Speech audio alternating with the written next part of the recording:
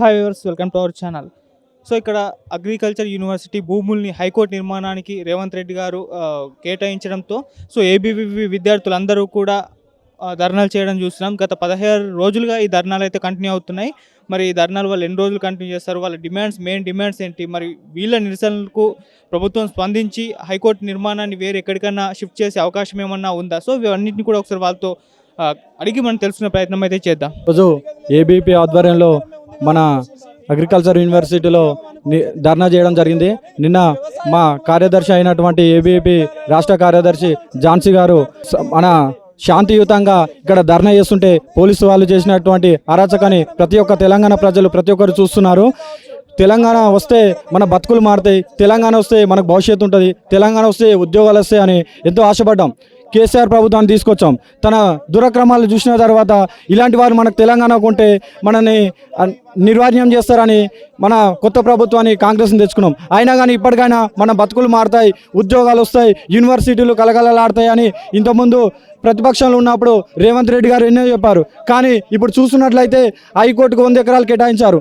మేము అనేది ఒకటే, జీవో నెంబర్ 55ని ఎమ్మడే రద్దు చేసి యూనివర్సిటీలకు ఎవరైనా సీఎం ఉన్నా వీసీ అయినా సరే యూనివర్సిటీలకు 100 ఎకరాలు కేటాయించాలి. కానీ ఉన్న భూమిని లాక్కోవడం అనేది దుర్భర్గమైన పని. ఇది యూనివర్సిటీకి వీసీ అయినా రిజిస్టర్ అయినా సీఎం కాడికి పోయి ప్రభుత్వాన్ని నిలదీసి 100 ఎకరాలు కావాలయ్యా, మా యూనివర్సిటీని డెవలపింగ్ చేయండి, విద్యా వ్యవస్థను కాపాడండి, దేశానికి అన్నం పెట్టే యూనివర్సిటీ రైతుకి మేము పరిశోధనలు చేస్తున్నాం, ఈ పరిశోధనకు 100 ఎకరాలు ఇవ్వండి అనాలి. కానీ ఇట్లా భూమిని లాక్కోవడం చాలా దురదృష్టకరం. ఈ జీవోని రద్దు చేసే వరకు మా ఉద్యమం అనేది ఆపం. ఇది ఇంకా ఉద్రిక్తత చేస్తామని సీఎంకి హెచ్చరిస్తున్నాం. ప్రభుత్వం దృష్టికి వెళ్ళిందంటారా? వెళ్తే వాళ్ళు రియాక్షన్ ఇది గత 10-15 రోజుల సంది జరుగుతూనే ఉంది. మేము ప్రతిసారి వీసీ గారి కానీ రిజిస్టర్ గారికి కానీ చాలాసార్లు చెప్పాం, ధర్నాలు చేస్తున్నాం, రాస్తారోకాలు చేస్తున్నాం. ఏది చేసినా సరే ప్రభుత్వం ఇప్పటి వరకు దున్నపోతు మీద వాన పడ్డట్టు ఇప్పటి వరకు ఎలాంటి స్పందన అనేది రాలేదు. సీఎం గారు కూడా ఈ విషయం గురించి ఇంత జరుగుతున్న విద్యార్థులందరూ రోడ్డుకెక్కి ధర్నాలు చేస్తున్నా కానీ చాప కింద నీరులా పాక్కుంట ఈ శంకుస్థాపనకు నాంది పలుకుతున్నాడు తప్ప ఇంతవరకు ఎలాంటి మార్పులు రాలేదు. ఇప్పటికైనా చెప్తున్నాం, ఇది ప్రభుత్వానికి ముమ్మాటికి తెలిసినా కానీ తెలియనట్టుగా వ్యవహరిస్తున్నారు. తొందరగా దీని జీవో 55ని రద్దు చేయాలి, లేకపోతే ప్రభుత్వాన్ని కార్యాలయాన్ని ఖచ్చితంగా ముట్టడిస్తామని విద్యార్థుల పక్షాన తెలియజేస్తున్నాం. అఖిల భారతీయ విద్యార్థి పరిషత్ ఏబీవీపీ ఆధ్వర్యంలో గత కొన్ని రోజులుగా ఈ యొక్క జీవో నెంబర్ 55 పేరు మీద భూ ఆక్రమణ జరుగుతుంది. ఒక రాష్ట్రం లోపల ఒక ప్రభుత్వం మారితే, ఒక ప్రభుత్వం చేంజ్ అయితే విద్యార్థుల యొక్క భవిష్యత్తు మారుతుంది, విద్యా వ్యవస్థ బాగుపడుతుంది. ఈ యొక్క రాష్ట్ర ప్రభుత్వంలో విద్యార్థులు బాగుపడతారని మేమంతా అనుకున్నాం. కానీ ఏదైతే ఈ కొత్త ప్రభుత్వం ఏర్పడిన తర్వాత అనూహ్యంగా 55 జీవో పేరు మీద ఈ యొక్క విద్యార్థులకు సంబంధించినటువంటి వ్యవసాయ భూమి మీద ఈ యొక్క ప్రభుత్వం కన్నుపడ్డది. దీన్ని అఖిల భారతీయ విద్యార్థి పరిషత్ తీవ్రంగా ఖండిస్తా ఉంది. ఏదైతే ఈ యొక్క భూములను కబ్జా గురవుతుందో, ఈ కబ్జా కాకుండా కబ్జా పేరు అనకుండా ఈ యొక్క జీవో పేరు తీసుకొచ్చి రోజు ఆక్రమణకు యొక్క భూములన్నీ కూడా కొనసాగుతూ ఉన్నాయి. దీనికి విద్యార్థి పరిషత్ ఒకటే డిమాండ్ చేస్తూ ఉంది. ఏదైతే నీకు అభివృద్ధి చేయాలంటే తాపత్రయం నీకుంటే రాష్ట్రంలో అనేక రకాల అన్యక్రాంతంలో భూములు ఉన్నాయి. ఆ భూములలో నువ్వు హైకోర్టు నిర్మించుకో, ఆ భూములలో నీకు కావాల్సినటువంటి అభివృద్ధి చేసుకో. కానీ పరిశోధనలు చేస్తున్నటువంటి ఒక వ్యవసాయ యూనివర్సిటీ పైన నీ యొక్క కన్ను ఎందుకోసం పడ్డది? ఈ విలువైనటువంటి భూముల మీద నీకు కన్ను ఎందుకోసం పడ్డది? మరి ఫ్యూచర్ యొక్క విద్యార్థుల యొక్క పరిశోధనలు అవసరం లేదా? రానున్న నూతన ఒరవడిల పేరు మీద అనేక రకాల వ్యవసాయ ఉత్పత్తుల యొక్క దేశం కోసం అవసరం అనేటటువంటి ఆలోచనతో ఈరోజు ప్రజలంతా భావిస్తూ ఉన్నారు.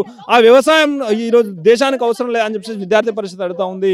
గత కొన్ని రోజులుగా చేస్తున్నటువంటి యొక్క కార్యక్రమాల్లో భాగంగా నిన్న మా యొక్క రాష్ట్ర కార్యదర్శి ఝాన్సీ గారిని రోడ్డు మీద ఈడ్చినటువంటి వైరుధ్యం చూస్తే ఈ ప్రభుత్వానికి ఏమి ఏర్పాటవుతా ఉంది.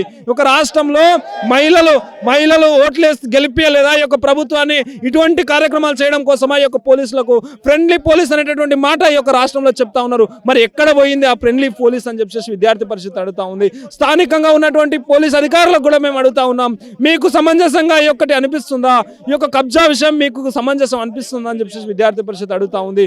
ఒకటే చెప్తా ఉన్నాం, రానున్న రోజుల్లో ఈ యొక్క జీవోను వెనక్కి తీసుకోకపోతే పెద్ద ఎత్తున ఉద్యమం చేయడానికి అఖిల భారతీయ విద్యార్థి పరిషత్ ముందుకు పోతుందని చెప్పి తెలియజేస్తా ఉన్నాం.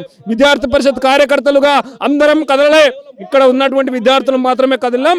రాష్ట్ర వ్యాప్తంగా ఆగస్టు 1న పెట్టినటువంటి కథనబేరి కార్యక్రమంతో ఈరోజు రాష్ట్ర ప్రభుత్వాన్ని మార్చినటువంటి శక్తి అఖిల భారతీయ విద్యార్థి పరిషత్కు వచ్చింది. అటువంటి శక్తిని మళ్ళీ నిరూపించాల్సినటువంటి అవసరం వస్తుంది. ఖబర్దార్ ఈ యొక్క రేవంత్ రెడ్డి మీకు ఒకటే చెప్తా ఉన్నాం, తక్షణమే ఈ యొక్క 55వ జీవోని వెనక్కి తీసుకోవాలి, విద్యార్థులకు న్యాయం చేయాలని చెప్పేసి అఖిల భారతీయ విద్యార్థి పరిషత్ చెప్తా ఉంది. రాష్ట్రంలో విద్యార్థులకు అనేక రకాల సమస్యలు ఉన్నాయి. హాస్టళ్లలో కనీసం ఫుడ్ సరిగా లేక విద్యార్థులు ఇబ్బంది పడుతూ ఉన్నారు. ఈరోజు ఫీజు రియంబర్స్మెంట్ రిలీజ్ కాక విద్యార్థులు ఇబ్బంది పడుతూ ఉన్నారు.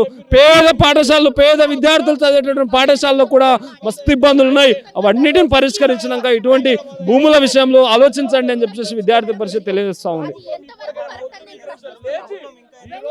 ఒకటి, ఈ ప్రభుత్వానికి ఏముందంటే మేము చేసే మొదటి కార్యక్రమమేగా అందరూ మెచ్చుతున్నారు కదా అని చెప్పేసి ఆలోచనతో ప్రభుత్వం అనుకుంటుండొచ్చు.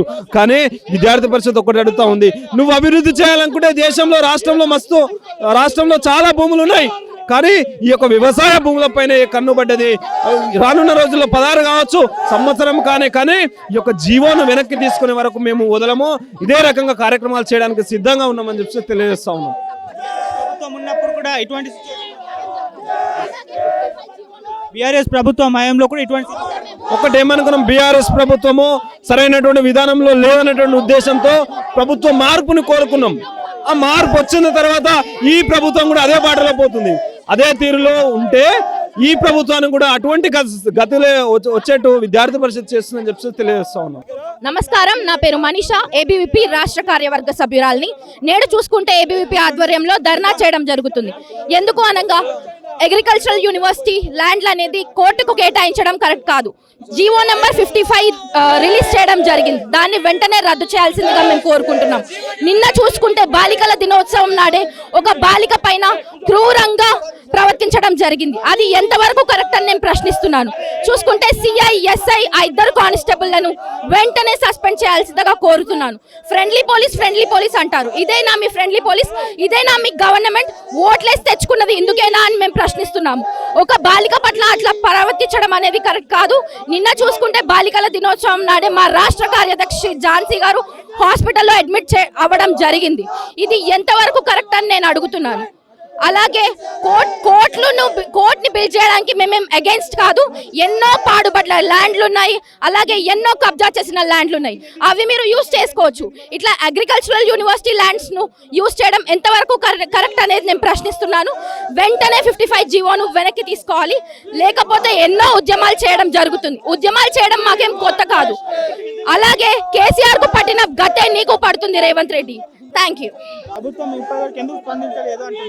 ప్రభుత్వం ఎందుకు ఇంతవరకు స్పందించలేదంటే వాళ్ళు నిమ్మకు నీరు కాసినట్టుగా కూర్చున్నారు. అసలు సీఎం గారు చూసుకుంటుంటే అసలేం పట్టించుకోవట్లేదు, నిద్రపోతున్న సోమరిపోతులాగా ఉన్నాడు. ఇలాగే మీరు పట్టించుకోకపోతే మేము ఇలాగే ధర్నాలు కంటిన్యూ చేయడం జరుగుతుంది. నిన్ను గద్ద దించే వరకు ఊరుకోం.